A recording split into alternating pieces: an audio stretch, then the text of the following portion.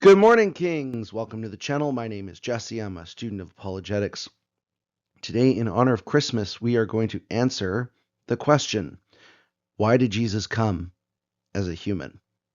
So we're going to actually look at the book of Hebrews, chapter 2, verses 10 through 18.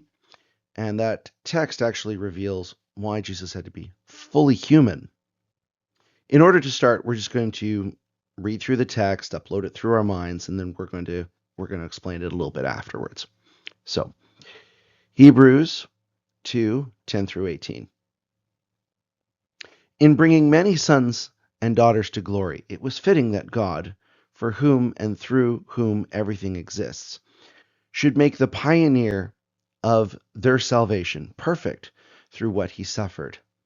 Both the one who makes people holy and those who are made holy are of the same family. So Jesus is not ashamed to call them brothers and sisters. He says, I will declare your name to my brothers and sisters in the assembly. I will sing your praises. And again, I will put my trust in him. And again, he says, here I am, and the children God has given me. Since the children have flesh and blood, he too shared in their humanity, so that by his death he might break the power of him who holds the power of death. That is, the devil, and free those who all their lives were held in slavery by their fear of death. For surely it is not angels he helps, but Abraham's descendants. For this reason, he had to be made like them, fully human in every way, in order that he might become a merciful and faithful high priest in service to God, and that he might make atonement for the sins of the people. Because he suffered when he was tempted, he is able to help those who are being tempted. All right, let's go back and just quickly walk through the texts, because that was a lot, and it's good to just break it down into elements here. So, verse 10 introduces us to Jesus, the pioneer of our salvation. In the Greek, this describes someone who is like a founder, someone who goes ahead and secures something for other people so that they can enter into it. An example of this is someone who might go ahead from a ship to secure a line to a dock so that a boat can safely come in. The word perfect in this text does not mean that Jesus lacked anything, but rather it means complete, and a better term for it actually might be qualified through what he suffered. His suffering was not incidental, it was actually essential, and we'll come to that later. But we get the understanding from this that it was fitting for Jesus to be made human so that he could give us salvation. So this is an important piece and component for us to remember. But specifically, salvation through what he suffered. Now, verse 11 reminds us that Jesus sanctifies us and calls us into his family. He's not ashamed to call us brothers and sisters. And that is one of the big components of salvation, which is what we refer to as the adoption into God's household. Verses 12 through 13 are quotes of Psalm 22 and Isaiah 8, and this is placing Jesus as the speaker in these passages.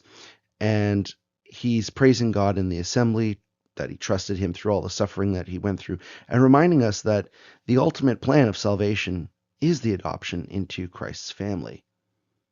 Now, verse 14 is where things begin to pick up for us, because it tells us that the purpose of why Jesus came was to share in our flesh and blood, specifically to destroy Satan's power, mainly his use of death, and he renders it powerless. Verse 15 and 16 link the purpose with the liberation of Abraham's descendants from the slavery of the fear of death. Well, who is the children of Abraham? Well, that would be the Abrahamic covenant, and that's not just the descendants, direct descendants of Abraham, but also all the nations that would be blessed through him. So that includes us who are grafted in I can do another study on that another time if people are terribly interested. Verse 17 then lays out the core of why Jesus had to be made fully human, to become our merciful and faithful high priest. His life, from virgin birth all the way through to maturity, was the complete human experience. Even his ministry began in his 30s, which aligns with our scientific understanding of the maturity of the human brain. He needed to live in all ways that we are. So he came and put on flesh and dwelt among us. Verse 18 drives the point home. Jesus helps those who are tempted. Our temptations and struggles are not hypothetical to him. He came and he lived with us and struggled as we struggled. But unlike us, he succeeded where we have failed. Basically, Jesus became human in all ways that we did so that he could be that perfect, faithful, merciful high priest because he can empathize with us. Second, he walked that walk. He succeeded where we failed because of Satan's temptations, because of our own flesh, because of our own failings. He succeeded. And third, since he has proven that he succeeded where we all failed, he is then qualified to be that atoning sacrifice that takes away the sins of the world. So my encouragement for you today is that if you're struggling through temptation, if you're weary, if you're afraid, remember this: Jesus knows. He walked that road and he never failed, meaning he is the only one who has the power to help you. As it says a few chapters later in chapter 4, we do not have a high priest who is unable to empathize with our weaknesses, but we have one who has been tempted in every way, just as we are, and yet did not sin. Let us then approach God's throne of grace with confidence that we may receive mercy and find grace to help us in our time of need. This is why we come and we celebrate Christmas.